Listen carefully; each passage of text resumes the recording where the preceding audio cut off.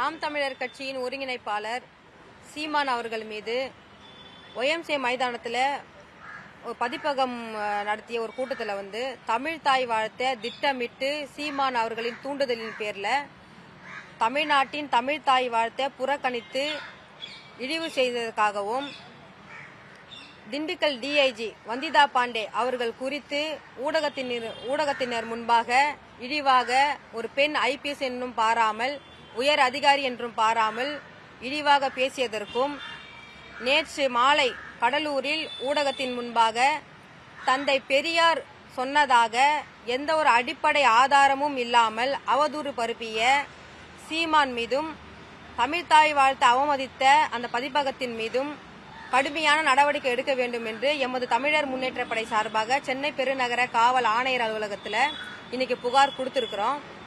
அந்த புகாருக்கு தமிழ்நாடு அரசும் சென்னை பெருநகர காவல் ஆணையரகமும் கடுமையான நடவடிக்கை எடுக்க வேண்டும்னு தமிழ்நாட்டின் மக்கள் சார்பாக நான் வேண்டுகோள் விடுக்கின்றேன். தமிழ்தாய் வாழ்த்து என்பது நாம சிறு பிள்ளையா பள்ளி பருவத்தில் இருக்கும்போது நம்ம மாணவர்கள் மாணவிகள் நம்ம பள்ளிகளில் அந்த பாடல் ஒலிக்கின்ற போது அந்த பாடலை நம்ம கேட்கின்ற போது உச்சந்தலையிலிருந்து உள்ளங்கால் வரை எல்லாருக்குமே சிலிர்க்கும். அது எல்லாருமே அறிவோம். அப்பேற்பட்ட வரலாற்று சிறப்புமிக்க புகழ்மிக்க நம்ம தமிழ்தாய் வாழ்த்த திட்டமிட்டு அவமானப்படுத்தி புறக்கணிச்சு இழிவு செஞ்சிருக்காரு சீமான் அவர்கள். அது மட்டும் இல்லாம ஆஃப்டர் ஆல் ஐபிஎஸ்ன்னு ஐபிஎஸ் படிப்பு என்னன்னு தெரியுமா? அந்த படிப்புக்காக அந்த ஐபிஎஸ் என்ற அந்த படிப்பு ட்ரைனிங்க்கு போக ஒவ்வொருவரும் தான் தூங்கணும்னு நினைக்கிறப்ப அந்த நேரத்தில் தூங்க முடியாது. ஒரு டைம்ல சாப்பிடணும்னு தோணும், ஆனா அந்த டைம்ல அவங்களால சாப்பிட முடியாது. சிரிக்கணும்னு தோணும், சிரிக்க முடியாது. ஒரு இடத்துல அழணும்னு அவங்களுக்கு உணர்வு துடிக்கும், அந்த இடத்துல அவங்களால அழக முடியாது. கட்டின மனைவி, பெத்த பிள்ளைகள், தந்தை தாய் நண்பர்கள், உடன் பிறந்த சகோதர சகோதரிகளுக்கு அவங்க கேட்கிற நேரத்தில் அவங்கள போய் பார்க்க முடியாது, சந்திக்க முடியாது, அவங்களுக்காக உதவ முடியாது. அப்பேற்பட்ட படிப்பு அந்த ட்ரைனிங் அவங்க படிக்கும் போது அவங்க எல்லா ஆசா பாசங்களும் கட்டுப்படுத்தி கொண்டு அவங்களுடைய வாழ்க்கையை அர்ப்பணிச்சு, அதாவது எப்படி சொல்ல, துறவி போல அந்த ட்ரைனிங்கை முடிச்சுட்டு அந்த ஐபிஎஸ்ன்ற அந்த பதவி அவங்களுக்கு வந்ததுக்கு அப்புறம் அந்த போஸ்டிங் அவங்களுக்கு ஐபிஎஸ் படிச்ச அந்த படிப்பு வந்ததுக்கு அப்புறம் அவங்க அந்த காக்கி சட்டையை எடுத்து அவங்க தோளில மாட்டுவாங்க பாருங்க. அப்ப அவங்களுக்கு ஏற்படும் பாருங்க கர்வம், அந்த லட்சிய வேக்க. அது யூனிஃபார்ம் சர்வீஸ்ல தமிழகத்தின் மேதகு பிரபாகரனார் அவரும் யூனிஃபார்ம் சர்வீஸ் தான் பண்ணாரு. அப்ப கிடைக்கும் பாருங்க அந்த கர்வமோ லட்சிய வேக்கையும், அது யூனிஃபார்ம் சர்வீஸ் பண்றவங்களுக்கு தான் தெரியும். ஆனா இவர் சர்வசாதாரணமா என்ன சொல்றாரு, ஆஃப்டர் ஆல் ஐபிஎஸ் சொல்றாரு. அது மட்டும் இல்லாம அந்த ஐபிஎஸ் படிப்பு கூட ஒரு ஆணால இந்த சகலமும் அவங்களால தாங்கிக் கொள்ள முடியும், ஒரு ஆண் மகனால. ஆனா ஒரு பெண், ஒரு தாயா, ஒரு மனைவியா அந்த களத்துல நின்று அந்த ட்ரைனிங்ல அவங்களுடைய உடல் உழைப்பால அறிவால அவங்க அதுல மீண்டு அவங்க ஒரு ஹையர் போஸ்ட்ல வர்றது எவ்வளவு பெரிய விஷயம். ஆனா திண்டுக்கல் டிஐஜி வந்திதா பாண்டே அவர்களை இந்த அம்மா திண்டுக்கல் டிஐஜி, அவங்க கணவர் திருச்சி டிஐஜி, 2 பேரும் என்ன ஹனிமூன் ட்ரிப்பா அப்படின்னு ஒரு ஒழுக்கமே இல்லாம, ஒரு அரசியல் முதிர்ச்சி தலைவருக்கும் தகுதி இல்லாம அவர் ஒரு ஊடகத்தின் முன்பாக ஒரு உயர் அதிகாரினும் பாராம, ஒரு பெண் ஐபிஎஸ் அதிகாரினும் பாராம அவங்கள அவ்வளவு இழிவா ஒரு பெண்ணை பேசியிருக்கிறாரு. ரெண்டாவது நீ தமிழனா, நீ தமிழரா, யாரு எங்க போறதா உனக்கு என்ன, யாரு தமிழர் யாரு தமிழர்ன்றத நீ எதுக்கு அந்த லேப் டெஸ்ட் எல்லாம் பண்ற? நாங்க ஏற்கனவே தொடர்ச்சியா நாங்க கேட்டு இருக்கிறோம், திரும்ப திரும்ப கேட்கிறேன். நான் ஒரே ஒரு விஷயத்த சீமான் அவர்களை பார்த்து நான் கேட்கிறேன். நான் கேட்கிற கேள்விக்கு அவர் பதில் சொன்னார்னா அரசியல் ரீதியா அவரை எதிர்க்கிறதும் விட்டுடுறேன், அவரை பத்தி இனிமே நான் என் வாழ்நாள பேசுறதும் விட்டுடுறேன். யாக்கோப்பர் எங்க பிறந்தாரு? யாக்கோப்பர் அவருடைய ஊர் எது? அவர் எந்த மாநிலத்துல பிறந்தாரு? அவருடைய குல தெய்வம் என்ன? நான் கேட்கிற ஒரு கேள்விக்கு சீமான் அவர்கள் பதில் சொன்னார்னா நான் இந்த அரசியல் களத்துல நான் சீமானை இதோட விமர்சனம் பண்றது நான் விட்டுடுறேன். சொல்ல முடியுமா சீமானால? ஏன்னா நீங்க சுடுகாட்டுல பட்டு இருந்தீங்க, வில்லேஜ்ல இருந்து நீங்க சிவகங்கை மாவட்டத்துல இருந்து நீங்க பொழைப்பதுக்காக நாடோடியா நீங்க சென்னைக்கு பொழைப்பு நடத்துனீங்க. பொழைப்பு நடத்தல இடத்துல நீங்க நாடோடி கூட்டத்துக்கிட்ட பணத்தை வாங்கிக்கின்னு இன்னைக்கு தந்தை பெரியாரை பத்தி அவ்வளவு இழிவு செஞ்சு பேசுறீங்க. நான் சபை நாகரிகம் கருதி அதாவது சீமான் பின்னாடி 4 பெண்கள் உட்காந்துட்டு இருக்கும் பாருங்க, அந்த அல்லை கைகளுடைய நலன் கருதி நான் பேசுறத தமிழ்நாட்டு பெண்கள் பாக்குறாங்க. அவங்களுடைய நலன் கருதி சில விஷயத்தெல்லாம் நான் வந்து சபை நாகரிகம் கறந்து வெளியே சொல்லக்கூடாதுன்னு நினைக்கிறேன். நடிகை விஜயலட்சுமி என்கிட்ட எவ்வளவு அந்தரங்க விஷயத்த சொல்லியிருக்காங்க தெரியுமா? அவங்களுடைய தாம்பத்திய உறவு சம்பந்தமா எல்லாமே சொல்லியிருக்கிறாங்க. இதை எல்லாமே நான் வெளியே சொன்னா நீ எவ்வளவு பெரிய காம கொடுறன்னு உனக்கு காரி உன் பின்னாடி உட்காந்துக்கிற 4 பெண்களும் உனக்கு காரி துப்புவாங்க.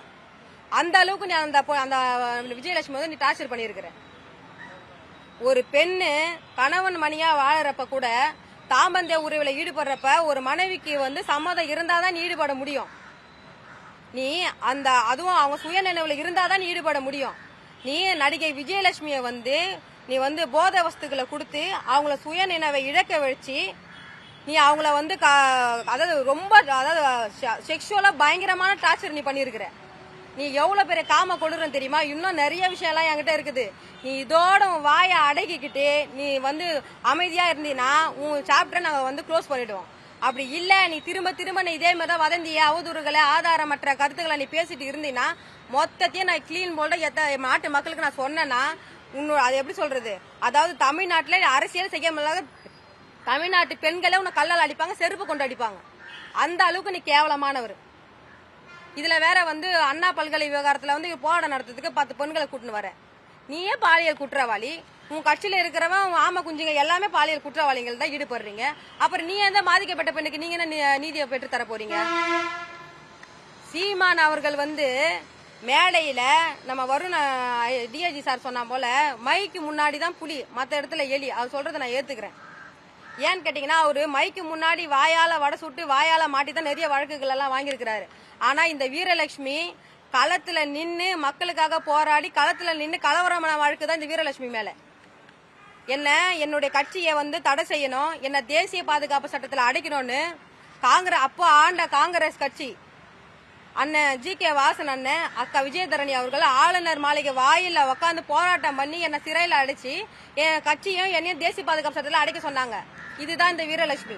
வாயில வடை சுட்டுட்டு அவதூற பேசிட்டு வழக்கு வாங்கின வழக்குலாம் என் மேல கிடையாது, 100 வழக்குன்றாரு. இந்த வீரலட்சுமி மேல இருக்கிறதெல்லாம் களத்துல நின்று கலவரமான வழக்கு. இப்ப மேடம் முன்னாடி இப்ப அண்ணா பல்கலை விவகாரத்துல கூட பாருங்க ஒரு விஷயம் வந்து இப்ப நிறைய நடிகர்கள்லாம் கூட வந்து இப்ப ஐக்கூ கவிதைகள் மாதிரி எங்க ஐயா கமலஹாசன் சொல்வாரு பாருங்க, கண்மணி அன்போடு காதலன் நான் இங்க சௌக்கியம் நீ அங்க சௌக்கியமா அப்படின்ற ஒரு கடிதம் போல நம்ம தமிழக வெற்றி கழக தலைவர் நடிகர் விஜய் அவர்கள் வந்து ஒரு கடிதம் எழுதி அவங்க பெண்கள் கிட்ட கொடுத்து ஒவ்வொரு காலேஜ் வாசல்லாம் கொடுக்கிறாரு. அதே நடிகர் அவருடைய தீவிர ரசிகை திருவள்ளூர் மாவட்டம் மோவூர் கிராமத்துல ஒரு 17 வயசு சிறுமி, ஏழை எளிய சிறுமி, விஜயோடைய தீவிர ரசிகை. அந்த குழந்தை வந்து அதே கிராமத்துல இருக்கக்கூடிய 5 ஆண்களால பாலியல் தாக்குதலுக்கு உள்ளாகி மானம் தாக்க முடியாத அவமானத்துல தீயிட்டு கொளுத்திக்கணும். இது எல்லாருக்குமே தெரியும், நான் மீடியா முன்னாடியே பேசியிருக்கிறேன். அந்த குழந்தை அந்த நேரத்துல வந்து விஜய்க்கு வந்து ஒரு வீடியோ அனுப்புறாங்க. இந்த வீடியோ மட்டும் கேளுங்க, காணுங்க.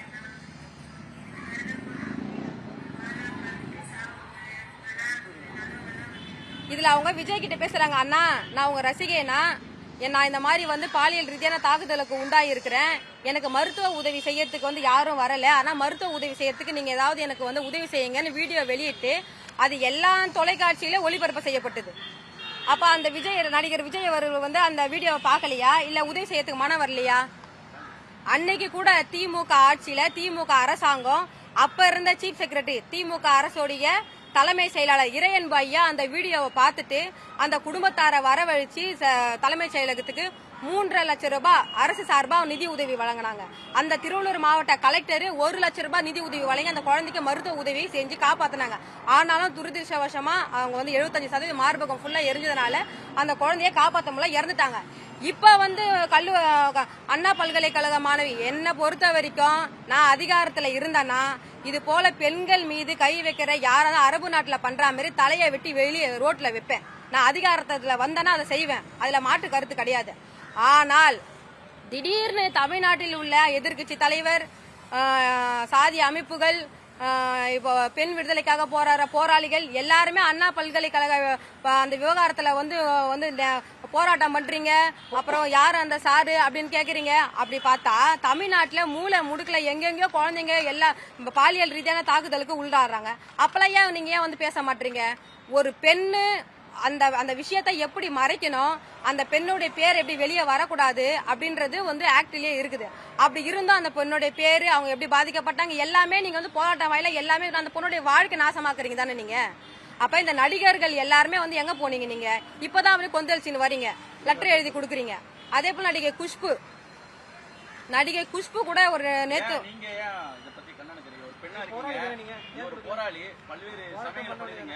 இதே ஒரு கருத்து இருக்குது. அதிமுக காலகட்டம் தான் வீரலட்சுமி கண்டிப்பா குரல் கொடுத்திருப்பாங்க, திமுக அதனால அமைதியா இருக்காங்க அப்படின்னு சொல்றாங்க. எப்படி பாக்குறீங்க? ஒருவேளை திமுக ஆதரவாளர் ஆயிட்டீங்களா? எனக்கும் தடுத்து நிறுத்துது, போராட்டம் செய்ய விடாம தடுத்துருக்கா, நீங்க போராட்டத்தில் ஈடுபடுங்க. அதுதான் சொல்றேனே, நான் களத்துல நின்னா அது கலவரம். நான் வந்து சும்மா வாயை விட்டு மைக்கு முன்னாடி பேசிட்டு போற எலி கிடையாது. நான் புலி, களத்துல நின்னா கரும்புலி. நான் களத்துல நின்னா அது கலவரமா தான் ஆகும். அதாவது அண்ணா பல்கலைக்கழக விவகாரத்துல அந்த பெண்ணுக்கு நான் உறுதுணையா நான் நிக்கிறேன். அந்த பெண்ணை தொட்டவனை இன்னைக்கும் என் கையில ஒப்படைச்சா தலையை வெட்டி வெளியே வைப்பேன், ஆணூருக்கு அறுத்து வெளியே வைப்பேன். அது என்னுடைய நிலைப்பாடு. ஏன்னா நான் தொடர்ந்து நான் போராட்ட காலத்துல பெண்களுக்கு இது பாதிப்பு ஏற்பட இதை நான் பேசிட்டு இருக்கிறேன். நான் அதிகாரத்துக்கு நான் வருவேன், வந்தனா இதை நான் செய்வேன், இதை நான் சட்டமாக கொண்டு வருவேன். அண்ணா பல்கலைக்கழக விவகாரத்துல வந்து பாத்தீங்கன்னா திமுகக்கும் எனக்கும் எந்த ஒரு சம்மந்தம் கிடையாது, அந்த கட்சிக்கும் என்னோட அமைப்புக்கும் எந்த ஒரு சம்மந்தமும் கிடையாது. தமிழ்நாட்டுல மூளை முடுக்கல, அதாவது கிராமப்புறங்கள்ல வயக்காட்டுல மாடு மேய்க்கிறப்ப கம்பெனிங்கள்ல வேலை செய்யறதுல எல்லாம் இது போல பாதிப்பு பெண்களுக்கு ஏற்படுத்து. இல்ல நான் சொல்றது இல்ல, அவங்களுக்கெல்லாம் எதிர்கட்சி தலைவர் எடப்பாடி வந்து போராடுறாரா? நாம் தமிழர் கட்சி வந்து போராடுறா? தமிழக வெற்றி கழகம் போராடுதா? பாஜக போராடுதா? யாரா ஏடிஎம்கே போராடுதா? அந்த இடத்துல அந்த கிராமத்துல பாதிக்கப்பட்ட பொண்ணு பயந்துகிட்டு அவ உயிருக்கு அச்சுறுத்தல் ஏற்படுறப்ப யாருக்குமே சொல்லாத நேரத்துல அவ பாதுகாப்பற்ற சூழ்நிலையில இந்த வீரலட்சுமி போய் நிப்பாங்க. இப்ப இந்த பெண்ணுக்காக எதிர்கட்சி வருது. எல்லா தமிழ்நாட்டில் இருக்கக்கூடிய ஜாதி அமைப்புல இருந்து எல்லா அமைப்பும் வந்து களத்துல நின்று போராது. இந்த வீரலட்சுமி வந்து போராடினா நீதி கிடைச்சிருமா? அந்த குழந்தைகளை வந்து பாதுகாப்பு கிடைச்சிருமா? அப்படி கிடையாது. இன்னைக்கு நீதிமன்றமே முன் வந்து விசாரணை குழு அமைச்சிருக்காங்க. நீதிமன்றம் வந்துச்சு, இந்த தேசிய மகளிர் ஆணையம் வந்துச்சு. இப்ப வீரலட்சுமி வந்து போராடினா அந்த பொண்ணுக்கு நீதி கிடைக்க போதா? அப்படி கிடையாது. என்னுடைய நிலைப்பாடு அந்த குழந்தைக்கு நீதி கிடைக்கணும். அவன் தவறு பண்ணாலும் தண்டிக்கணும், தூக்கல போனா தலையை வெட்டி வைக்கணும், அதுல மாற்று கருத்து கிடையாது. ஆனா இந்த வீரலட்சுமியா வந்து போராடலன்னா தினந்தோற கிராமப்புறங்கள்ல பெண்கள் பாதிக்கப்படுறாங்க, பாலியல் ரீதியான தாக்குதலுக்கு பாதிக்கப்படுறாங்க. அந்த இடத்துல தான் இந்த வீரலட்சுமி போய் நிப்பேன். நான் வந்து ஒரு பெண்ணு பாதிக்கப்பட்டப்ப அவ கற்ப சூரிய ஆடுறப்ப அந்த குழந்தைய வச்சு நான் அரசியல் தேட விரும்பல. நான் இன்னைக்கு தமிழ்நாட்டுல அண்ணா பல்கலைக்கழக விவகாரம் மாணவி விவகாரத்தில் யாராலுமே அரசியல் பண்றீங்க. அதனால நீதிமன்றம் முன் வந்திருக்கு உங்க வாயெல்லாம் அடக்கணுன்றதுக்காக. அப்ப கூட நீங்க யாரும் அடங்க மாட்டீங்க, போராட்டம் வீதியில இறங்குறீங்க. உங்க கட்சிக்குள்ளே எவ்வளவு பிரச்சனை இருக்கு. இதே ஏடிஎம்கேல இப்ப கூட 2 நாளைக்கு முன்னாடி எல்லா செய்தியிலும் போட்டாங்க, ஒரு சிறுமியோடைய பாலியல் இதுல வந்து வட்ட செயலாளர் இருக்கிறீங்க. எடப்பாடி கூட கை கோத்து கையில வந்து பொக்கே கொடுக்கறாரு. அப்ப நீங்களும் தப்பு பண்ணிருக்க. நாம் தமிழர் கட்சியில தினந்தோறும் பாலியல் வழக்குல ஒருத்தன் அரெஸ்ட் ஆகுறான். தமிழக வெற்றி கழகத்துல தினந்தோறும் ஒருத்தன் பாலியல் வழக்குல அரெஸ்ட் ஆகுறான். என் கட்சியில எவனா பாலியல் வழக்குல அரெஸ்ட் ஆனா ஒரு வரலாறு சொல்லுங்க பாப்போம். இத்தனை வருஷம் அரசியல் பயணத்துல ஒருத்தன் இருக்கிறான்னு சொல்லுங்க பாப்போம். அடுத்த தினமே அவனை நாங்க காலி பண்றோம். எப்படி எல்லாருக்கும் அதாவது ஊடக பார்வை இல்லாத பெண்களுக்கு இப்ப நான் சொல்றேன், இந்த மோவருக்கு வில்லேஜ்ல இருக்கிற பெண்ணுக்கு யாருமே வந்து குரல் கொடுக்கலையே. சோ அந்த நடிகர் விஜய் அவர்களுடைய ரசிகை, அந்த ரசிகை வந்து வீடியோ போடுறாங்க, அவர் வந்து குரல் கொடுக்கலையே. அன்னைக்கு வந்து அந்த ஐக்கு கவிதை எழுத வேண்டியதானே அவரு? கண்மணி அன்போடு காதலன், நான் இங்க சவிக்கும் நீங்க சவிக்கும், அண்ணா வரமா உங்களுக்காக, அப்ப எழுத வேண்டியதானே லெட்டரு நடிகர் விஜய்.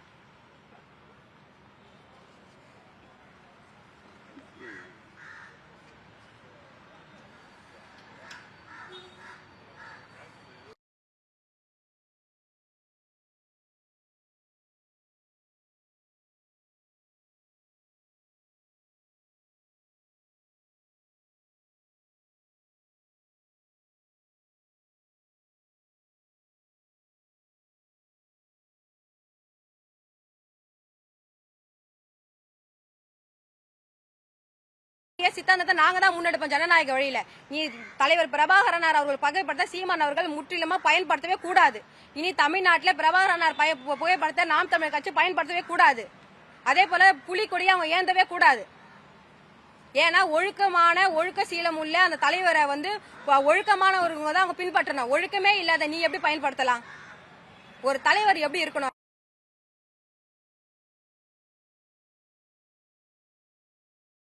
தந்தை பெரியார குறித்து அதாவது துளி அளவும் அடிப்படை ஆதாரம் இல்ல. அந்த அடிப்படை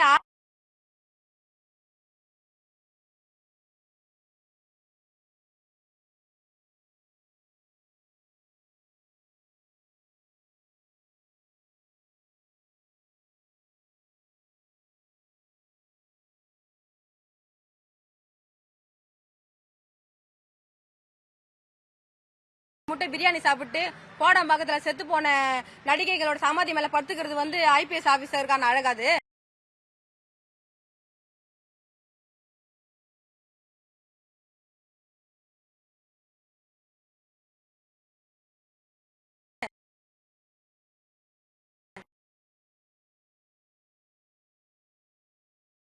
பெரியார குறித்து அதாவது துளி அளவும் அடிப்படை ஆதாரம் இல்ல. அந்த அடிப்படை ஆதாரமே இல்லாம தந்தை பெரியார் கொடுத்து அவ்வளவு இழிவு கொச்சை வார்த்தையில பெண்களை இழிவு செய்யும் வகையில அந்த வார்த்தையை கேட்கறப்ப அருவருக்கத்தக்க இருக்குது. அதுல உன் பக்கத்துல ஒரு பெண்ணை வேற உட்கார வச்சுட்டு நீ சொல்லுமா அப்படின்ற அதுவும் ஏதோ சிரிக்குதுங்க.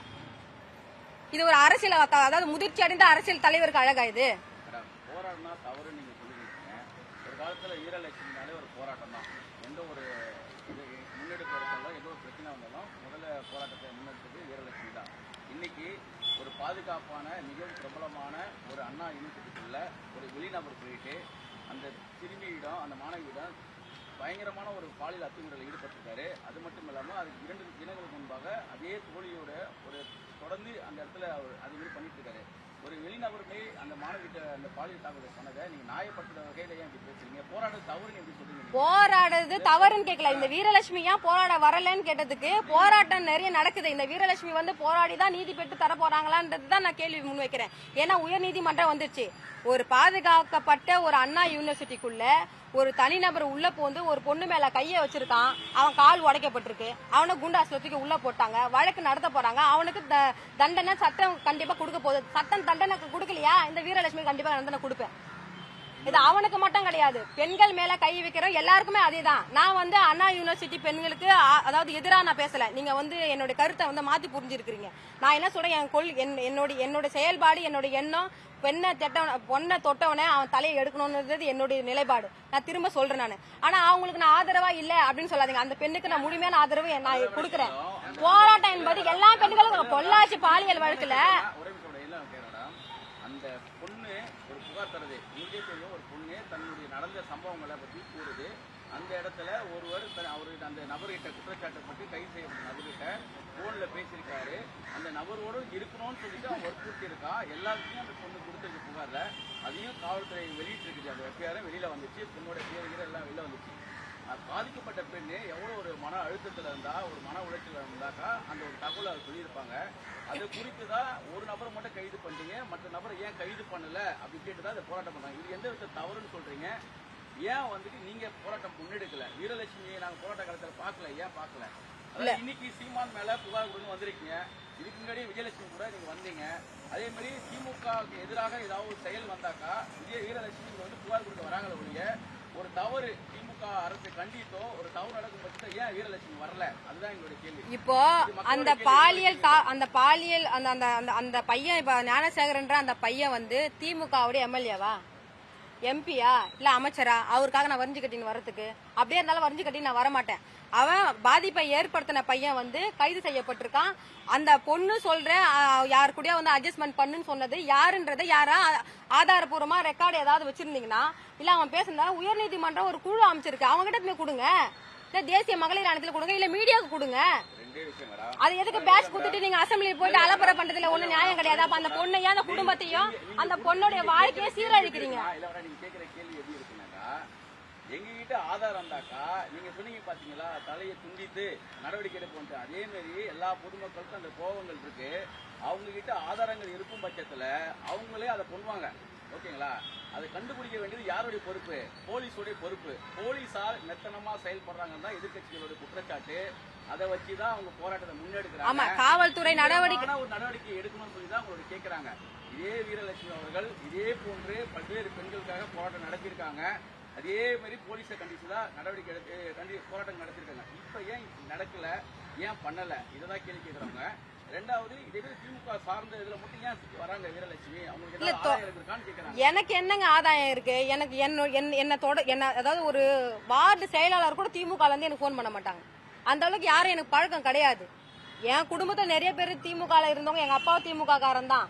சாவரப்ப கொடி போத்தி தான் தூக்கிட்டு போனாங்க. அதுக்காக நான் திமுகன்னு சொல்ல வரல. நான் திமுக ஆதரவா செயல்பட வேண்டிய அவசியம் இந்த வீரலட்சுமி கிடையாது. யாருக்கும் அடிமை அரசியல் முன்னெடுக்க வேண்டிய அரசியல் அவசியம் எனக்கு கிடையாது. நான் 16 வயசுல இருந்து 36 வயசு ஆகுது.